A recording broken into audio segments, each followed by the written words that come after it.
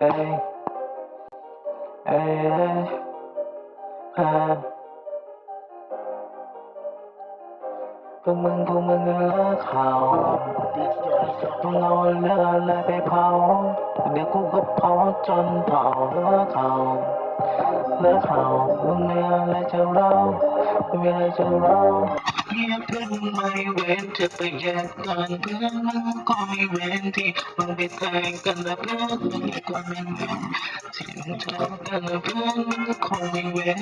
ที่มึงทำกันตอนแรกก็เป็นเพื่อนรักแต่ถูกเม็ดมึงก็ขาดไปเพื่อนกันแต่ตามึงร้อยไล่สดมึงตาลอยไปโพดด่าหรือคนโน้นในสัตว์คนเขาว่าคอยช่วยมึงที่ดีใจคิดว่าเงินงานตัวเอง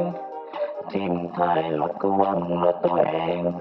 ที่ไหนได้สัตว์มึงแบบมาซื้อมาแกงมาแก้คนหลอกและมันหลอกคนดูถือว่ามึงตบเม็ดนะแต่ไม่อยากรู้จักพวกเซ็กนะไฟแช่งจุดบ่อยแต่ตอนมึงไปไม่รู้ว่าใครพอมึงคงเป็นมึงลืมตาไม่แหกตามาวัดบ้านกูมันแบบจุดทูปให้มึงมาเชิญอยู่และกูก็ไม่รู้ชื่อมึงมันเกินผูไม่มีอะไรจะคิดแล้วแต่ที่มึงพูดในชิดแล้วไอ้สัตว์กูว่าไม่คิดแล้วไอ้สัตว์มึงว่ามึงคิดแล้วไอ้สัตว์พวกมึงไอ้สัตว์มึงคิดก็ฟังว่าเพลงที่กูด่ามึงไม่รู้จักก็ด่าได้มึงกูมาทำนี้เพราะว่ามึงทำมาตัวให้กูไม่นับเลยพวกควายไอ้พวกควายกูว่าไปจูงมึงนั่นแหละไอ้เหี้ยมึงเป็นควายไม่อยากจะด่าไม่อยากจะพังแต่มึงเสื่อเดินมาแล้วตกเม็ดจนตาลอยไหลสะตาจึงกูเป็นมึงนะไอ้ควาย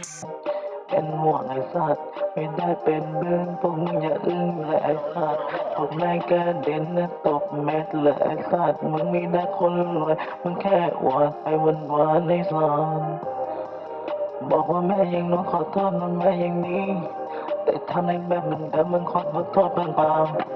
ไอ้พวกกระจอกพวกมึงไอ้สัตว์มึงอย่าก้าวร้าวเดี๋ยวกูตบมึงไอ้เหนียวลูกมะพร้าวพวกมันเดินเองไงตามมันชอบกูไม่ชอบพวกเวนเธอมันให้พวกแกไอ้สัตว์กูว่านักเวงเด็กอุดรกูว่านั่นนครศรีกูก็โน่น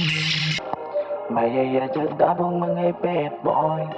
มึงไม่เป็นเด็กสเลดมึงเป็นเด็กคอยเด็กฟอย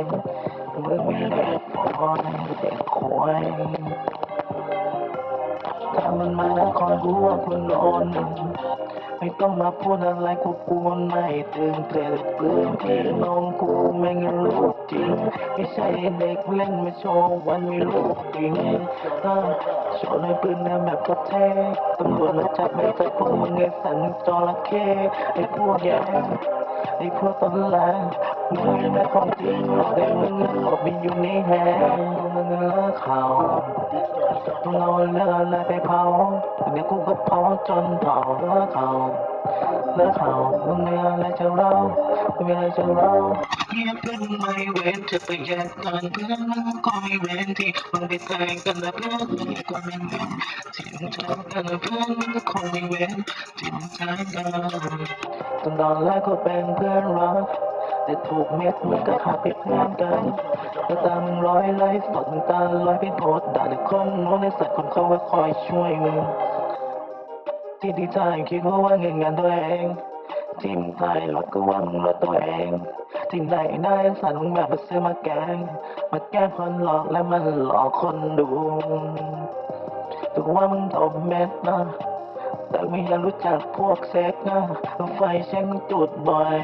แต่ตอนมึงไปไม่รู้ว่าใครพอมึงคงเป็นมึงลืมตาไม่แหกตามาวัดบ้านกูมันแบบจุดทูปให้มึงมาเชิญอยู่และกูก็ไม่รู้ชื่อมึงมันเกินผู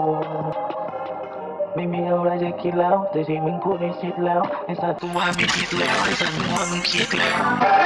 ไอ้สัตว์พวกมึงไอ้สัตว์มึงคิดก็ฟังว่าเพลงที่กูด่ามึงไม่รู้จักก็ด่าได้มึงกูมาทำนี้ เพราะว่ามึงทำในตัวให้กูไม่นักเลยพวกควายไอ้พวกควายมาชอบมึงกูว่าเป็นกูมึงนั่นแหละไอ้เหี้ยมึงเป็นควายไม่อยากจะด่าไม่อยากจะพังแต่มึงก็เสื่อมเลยมันแรงตกเม็ดตาลายในสตาจึงกูเป็นมึงนะไอ้ควายเป็นห่วงไอ้สัตว์ไม่ได้เป็นเบื้องพวกมึงอย่าอึ้งเลยไอ้สัตว์พวกแม่งกระเด็นนะตกเม็ดเลยไอ้สัตว์มึงไม่ได้คนรวยมึงแค่อวดไปวันๆในซอนบอกว่าแม่ยังน้องขอโทษมันแม่ยังนี้แต่ถ้าในแบบมึงแต่มึงขอโทษบางๆไอ้พวกกระจอกพวกมึงไอ้สัตว์มึงอย่าก้าวร้าวเดี๋ยวกูตบมึงไอ้เหมียวลูกมะพร้าวพวกมันเดินเองเลยตามมันชอบกูไม่ได้ไม่ชอบพวกเวนเธอมันให้พวกแกได้สัตว์กูมานักเวงเด็กวุ่นน้อยกูว่านั่นนะคอนซิงกูก็นอนไม่อยากจะด่าพวกมึงไอ้เป็ดบอยมึงไม่เป็นเด็กสเลดมึงเป็นเด็กคอยเด็กคอย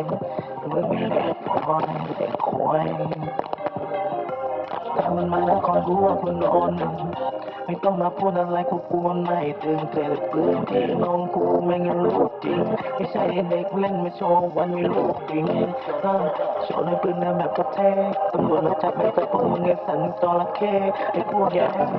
ไอ้พวกตอนแรกมึงไม่ได้ความจริงหรอกแต่มึงหลบไปอยู่ในแฮ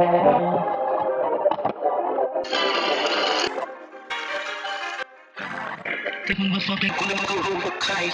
อย่าดอกไอ้ควายดอกเกี้ยอะไรเราบอกเตี้ยหรือเปล่า